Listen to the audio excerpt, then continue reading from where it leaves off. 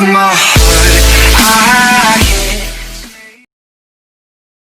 Hi guys, welcome back to your channel Random TV, and this is our new video.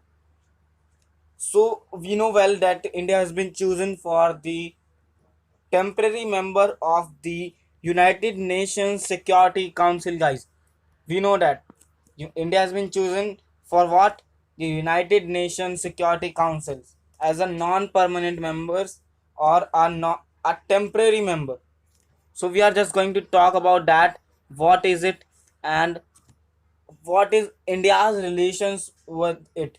So our topic for today's conversation for discussion is United Nations Security Council, and we are going to know about non-permanent seats or temporary seats. So let's move ahead. Next slide. So next slide, this one slide tell us that non-permanent seats as at the UNSC, United Nations Security Council. Remember this, UNSC means United Nations Security Council. Okay, there are about total of 15 seats.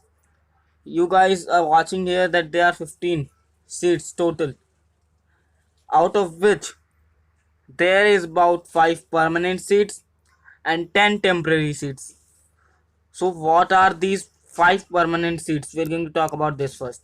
So these are US, UK, France, China, Russian Federation. These are the 5 nations which comes under the permanent members of United Nations Security Council. And now what about temporary members, guys? Temporary members you are watching here. So this is what the members are chosen on the basis of the 2 years term period. मतलब कि 2 years के term period पे choose किए जाते members कि 2 साल के लिए ये कंट्रीज ये 10 नेशंस ये 10 कंट्रीज रहेगी. Then after completing 2 years their 2 years next countries 10 countries will come. So we will know about this. हम इसके बारे में देखेंगे कि कैसे 10 कंट्रीज आती है और कैसे आगे डिस्ट्रीब्यूशन है. Okay guys, 1 minute. या let's move to the next slide. So this is a pic you are getting here on the screen पे एक पिक होगी.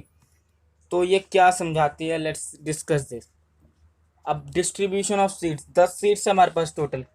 कितनी है गाइस? 10 सीट्स है टोटल. ठीक है, और हम इस 10 सीट्स में से, इन 10 सीट्स में से 4 ग्रुप्स में इसको डिस्ट्रीब्यूट करेंगे. पहले first one, second, third and then fourth. Okay guys, and then we will know that how does it work. This is African and Asian countries. First distribution is among African and Asian countries. 5 seats. 5 seats African और Asian countries में distributed है. 1 seat eastern European countries, east में European countries है वो. 2 seats Latin America और Caribbean countries, और उसके बाद 2 सीट्स जो बचती है वो वेस्टर्न यूरोपियन कंट्रीज और बाकी की कंट्रीज के बीच में. अब अफ्रीका और एशियन कंट्रीज का जो डिस्ट्रीब्यूशन है वो समझते हैं हम. ये कहता है कि एशिया और अफ्रीका और अरब ये 3 में डिस्ट्रीब्यूट होगी सीट्स. अब कैसे कि एशिया और अफ्रीका जो कंट्रीज हैं वो अपना एक एक टर्म पीरियड, जैसे कि 2-2 साल एशिया की एक कंट्री आ गई, 2 साल फिर अफ्रीका की आ गई, फिर एक बार एशिया और अफ्रीका में से, एशिया या अफ्रीका में से किसी को अपनी सीट छोड़ के अरब में से चूज करवाना होगा. मतलब अगर एशिया और अफ्रीका की जब चूज होगी सीट्स तो 2-2 सीट्स तो इनकी हो गई, 2-2, तो एक इसको प्रोवाइड करवानी होगी अरब कंट्रीज में से. ठीक है guys, this was about Asia and African countries जो कि डिवाइडेड है अरब्स में भी. नेक्स्ट है, अब हम जानते हैं, अब हमने ये तो देख लिया कि 4 डिस्ट्रीब्यूशन कैसे हुए इसके, जो ये 4 डिस्ट्रीब्यूशन है ऊपर वाले ये. उसके बाद आता है कि कैसे टर्म डिस्ट्रीब्यूट होता है. अब एक चीज देख रहे होंगे आप यहाँ, इवन टर्म और ऑड टर्म. मतलब कि अगर ईयर जो है इवन है, जैसे कि 2020 इवन है, तो इसमें कैसे डिस्ट्रीब्यूट होगा. इसमें होगा कि अफ्रीका की 2 कंट्रीज को मिलेगा. अफ्रीका की 2 कंट्रीज होंगी, ईस्ट यूरोपियन की 1 कंट्री होंगी, एशिया पैसिफिक की 1 होगी, लैटिन अमेरिका और कैरिबियन की एक होगी, ऐसे होगा ये। अगर इवन, याद रखना इवन टर्म है ईयर का, 2020, 2018, 2022, 2020, 2022, 2024, 2026 ऐसे। और ऑड है जैसे कि 2019, 21 ऐसे। तो इसमें वेस्टर्न यूरोपियन कंट्रीज और बाकी की जो कंट्रीज हैं, सॉरी गाइस मैं लिखना भूल गया, इसमें दो होंगी, इसको दो मिलेगी, इसको एशिया पैसिफिक और अफ्रीका को एक, यहाँ पर इनको भी एक, ऐसे डिस्ट्रीब्यूशन है। Okay guys, sorry for not writing, but मैं फिर भी आपको एक्सप्लेन कर रहा हूँ कि ये ऐसे डिस्ट्रीब्यूशन होगा। अच्छा, अब नेक्स्ट चीज़ है कि करंट में 2020 की कौन कौन सी कंट्रीज थी, मतलब कि अब दोबारा हुए हैं इलेक्शन, जब इंडिया चूज हो गया, इससे पहले कौन कौन सी कंट्री थी? Belgium, Dominican, then Dominican Republic, Germany, South Africa and Indonesia, ये कंट्रीज थी जिनका पीरियड 2020 में ख़त्म हो रहा था। और जो कंट्रीज 2019 के शुरू में चुनी गई थी, जिनका पीरियड 2021 में ख़त्म होगा, वो कंट्रीज है Estonia, Niger, Saint Vincent, Grenadines, Tunisia, Vietnam, ये कंट्रीज हैं जिनका टाइम पीरियड जो है 2021 में ख़त्म होगा। Okay guys, next let's move to next slide. अब इलेक्शन इंडिया कैसे जीता है, जो ये इलेक्शन हुए हैं प्रेजेंट में, जब इंडिया मेंबर बन चुका है, तो वो कैसे जीता है इंडिया, वो जानते हैं। तो इंडिया ने 184 वोट्स टोटल जीते हैं 192 में से, ठीक है गाइस। और इंडिया जो था एशिया पैसिफिक की एक बची हुई चॉइस था, मतलब इंडिया जो था वो बची हुई चॉइस ही था एशिया पैसिफिक में से। तो हमारे पास कोई, मतलब हम कह ही नहीं सकते कि इंडिया जीत ही नहीं सकता, इंडिया के पास पूरी दावेदारी थी, इंडिया को जीतना ही था। इसलिए इंडिया का हम ये कहें कि ये हो गया वो हो गया, तो कुछ भी कहना इस समय गलत है, क्योंकि इंडिया का जीतना पक्का था, क्योंकि इंडिया एक ही चॉइस था एशिया पैसिफिक की। उसके बाद जो एक मैं ट्वीट दिखाना चाहूँगा, ये आप देख रहे होंगे, ट्वीट है ये जो है ट्वीट जो है वो इंडिया को जो रिप्रेजेंटेटिव हैं, सैयद अकबरुद्दीन, जो परमानेंट रिप्रेजेंटेटिव हैं इंडिया के यूनाइटेड नेशंस में इस समय, उन्होंने 26 तारीख जो 2019 को ट्वीट किया था, a unanimous step, Asia Pacific Group, United Nations unanimously endorse India's candidature for a non-permanent seats of Security Council for a 2-year term in 2021 and 2022. Thanks to all 55 members for their support. Syed Akbaruddin. अच्छा, इसमें लिखा है कि जो India का जो Asia Pacific group ने एक स्टेप लिया था कि वो इंडिया को ही इलेक्ट करवाएंगे या फिर नाम भेजेंगे इंडिया का ही यूनाइटेड नेशन सिक्योरिटी काउंसिल के लिए, जो 2021 और 2022 का जो टाइम पीरियड होगा उसके लिए। तो इंडिया का जीतना पक्का था, ये समझ लेना चाहिए हमें, क्योंकि नाम ही इंडिया का भेजा गया तो इंडिया ही जीतेगा।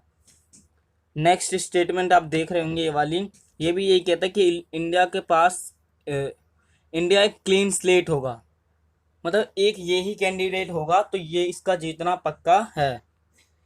अच्छा, नेक्स्ट स्लाइड पे मूव करते हैं। ये तो आई होप आपको ये समझ में आ गया होगा। If you have any problem comment me, I will be answering all the problems. Next slide है कंट्रीज ऑफ एशिया पैसिफिक। एक second guys, countries of Asia Pacific, ये नाम है, आप स्क्रीनशॉट ले सकते हैं इसका। I am waiting for 3 seconds. I hope आप सबने स्क्रीनशॉट ले लिया होगा। ये एशिया पैसिफिक ग्रुप के कंट्रीज हैं और इन्हीं ने ही सपोर्ट करा था इंडिया को। ये 55 कंट्रीज हैं, इंडिया, चाइना और पाकिस्तान को छोड़ के और 55 कंट्रीज हैं जिन्होंने इंडिया को सपोर्ट करा कि इंडिया का नाम जाना चाहिए। Okay guys, next move to the last slide. अच्छा, इंडिया की हिस्ट्री क्या रही है यूएनएससी में, इंडिया कब कब मेंबर रह चुका है? तो इंडिया जो है वो 1951, ठीक है guys, 67, 68, 1967, 68, 1972, 73, 1977 to 78, 1984 to 85, 1991 to 1992, and 2011 12. अब 2011 पीरियड में इंडिया ने 187 वॉट्स ली थी 190 में से। जब और ये बहुत बड़ा आंकड़ा हासिल करा था इंडिया ने उस समय पर यूएनएससी में। Next one point, this one, हम इंडिया का कंपटीशन देखते हैं। अच्छा, कैसे कैसे हुआ। 1975 में क्या हुआ था, इंडिया और पाकिस्तान के बीच कंटेस्ट था कि कौन जीतेगा, किसको सीट मिलेगी, जो कि 8 राउंड्स तक इनका चलता रहा कि कौन आएगा, किसकी मेंबरशिप होनी चाहिए। कॉन्फ्लिक्ट या कह डिस्प्यूट रहा, और एंड में पाकिस्तान ही जीता था गाइस। ठीक है गाइस, 1975, हम टॉकिंग अबाउट 1975। 1975 में पाकिस्तान जीता था डिस्प्यूट के बाद। उसके बाद आता है 1996, एक बार इंडिया जापान से भी इस कॉन्टेस्ट या डिस्प्यूट में हार गया था, जिसके बाद जापान 1996 में मेंबर बन गया था। Okay guys, I hope you like the video. आपको वीडियो समझ में आई। अगर आपको कुछ भी समझ में नहीं आया, आप लोग कमेंट कीजिए, मैं पक्का आंसर करूंगा और मैं बताऊंगा कि क्या है और आपको क्या क्यों नहीं समझ में आया और मैं कैसे समझा सकता हूं। Okay guys, like the video and subscribe the channel if you did not do it still, and share the video the more you can, क्योंकि इस समय इस इंफॉर्मेशन की ज़रूरत बहुत लोगों को है। तो अपने फ्रेंड्स को हेल्प करिए इसके बारे में जानने के लिए। I hope I will be bringing a good video very soon. So till then, good bye, take care, and read as much as you can and learn the more you can, and utilize this free time. Okay guys. It ain't my fault.